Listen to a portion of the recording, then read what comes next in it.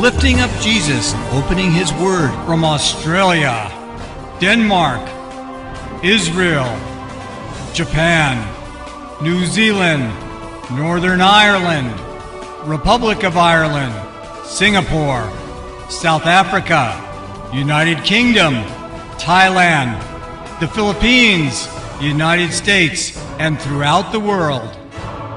You're watching Moriel TV. Well, first of all, we have to understand what the scriptures teach about the subject of dancing. Beginning in the Old Testament, the Hebrew infinitive lirkod, to dance, was used as a worship form. Much to the disapproval of King David's wife, the daughter of King Saul, Michal, David danced mightily in the spirit, and he was apparently stripped down to the ancient equivalent of underwear when he did it. She found this public display dishonoring to her, not so much to David or even to the Lord, but to her personally. And as a result, God struck her barren. The Lord accepted it as valid worship. She had been the daughter of a king. She had been the wife of a king, but she would now never be the mother of a king. Under God's judgment, the Lord approved of David's dancing in the spirit as a worship form. And so we see in the Exodus, when Mary, that is Miriam in Hebrew, took the timbrel, the Toth Miriam in Hebrew, and began dancing before the tribes of Israel, the horse and rider thrown into the sea, leading the women and singing the song of Moses. Again, it was a biblically acceptable form of worship. In the New Testament, Jesus refers to it innocuously by way of analogy when he publicly rebukes the people who are ignoring his teaching and not following him as they should, by saying or comparing it to someone who played a dirge but you would not dance. And again, he makes certain allusions back to the book of Isaiah. So there is nothing in scripture that inherently forbids the practice of dancing per se, nothing at all. It's the way that dancing is done and the reason why it is done. Now, of course, in the world of seductive dancing, there is dancing that is sexually connotated, that is basically demonstrations of public lewdness and things like this. But dancing is a neutral thing. It can be done either way. I have seen Davidic dance that is well done quite tastefully and quite worshipfully, and I have no problem with it. Those who do have a problem, and it's called nomianism, a form of legalism where they confuse sanctification with holiness. What they're basically saying is because the world misuses dance, we shouldn't have dance at all. Well, in that case, get rid of your money. The world misuses money.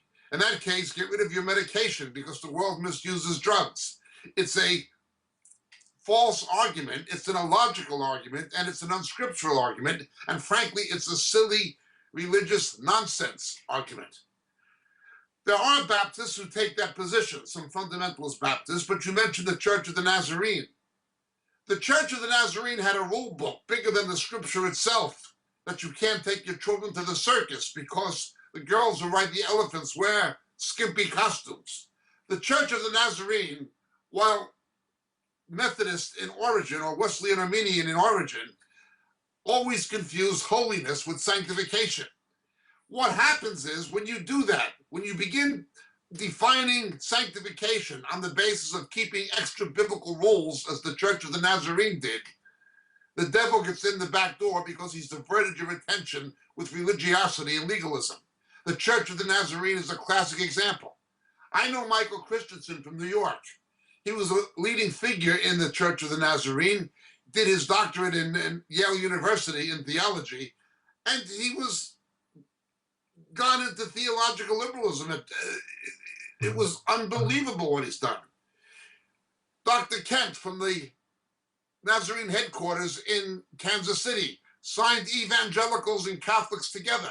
So you have Nazarene missionaries in Catholic countries converting Catholics, and you have a leader of the Church of the Nazarene signing on behalf of that denomination, accepting that Roman Catholics are Christians and shouldn't be evangelized.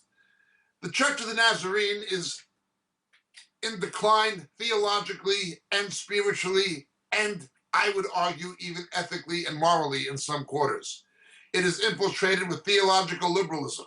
And the way that the devil bushwhacked them, hoodwinked them, was to get them to focus on legalism and confusing legalism with holiness. This is the Church of the Nazarene. They're Dr. Kent signed evangelicals and Catholics together. They have bigger problems than dancing or the girls riding the elephants in the circuses wearing skimpy costumes. The whole thing is silly. Now, obviously, Christians should refrain from public displays of promiscuity, things that you would see in the disco phenomenon of the 1970s and things like this, where the dance steps were often sexually connotated.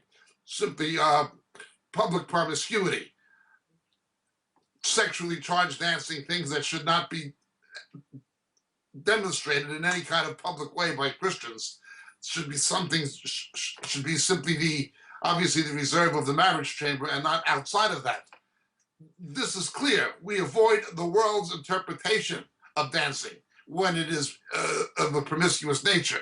But to say there's something wrong with dancing in and of itself and the church should forbid it is complete religious nonsense. It has no scriptural foundation whatsoever. It is a diversion.